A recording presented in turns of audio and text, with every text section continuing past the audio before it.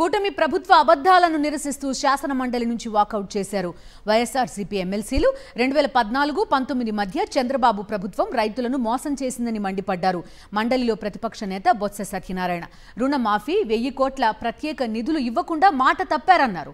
YS Jagan హయాంలో నేతన్న పథకానికి 969 కోట్లు ఇచ్చామని, నేతన్నలకు పెన్షన్ల కోసం అదనంగా మరో 1396 కోట్లు ఖర్చు చేశామన్నారు.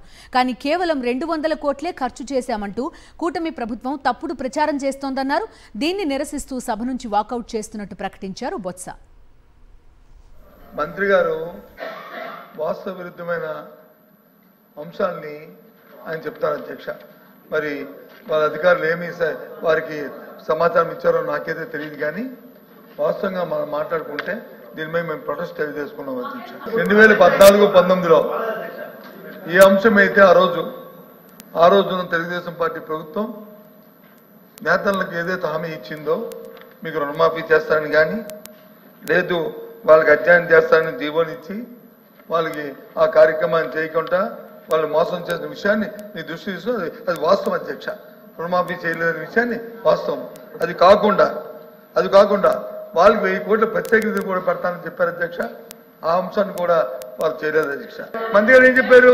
గత 5 సంవత్సరాలు చెప్పారు కదా, మరి మేము చెప్పారు కదా. నేస్తం పథకాన్ని 200 కోట్లు తిరిగి మాత్రమే ఇచ్చారని చెప్పారు అధ్యక్ష. 200 కోట్ల వద్ద ఇచ్చారని చెప్పారు అధ్యక్ష. అది వాస్తవ విరుద్ధం అధ్యక్ష. 969 కోట్ల 70 లక్షల రూపాయలు ఇచ్చారనేది లెక్కలు చూసుకోమని అధ్యక్ష. ఇది చెప్పింది ఎలా కూడా రికార్డు అధ్యక్ష.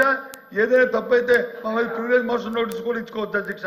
సభను తప్పుగా పెట్టానండి. 1396 కోట్లు నేతన్ల కోసం వాళ్ళ పెన్షన్ కి కేటాయించాం అధ్యక్ష. నేతన్లకి చేస్తున్న అన్యాయం నిరసనగా, నేతన్లు నిలున్న ముంచే నిరసనగా మేము వాకౌట్ చేస్తున్నాం అధ్యక్ష.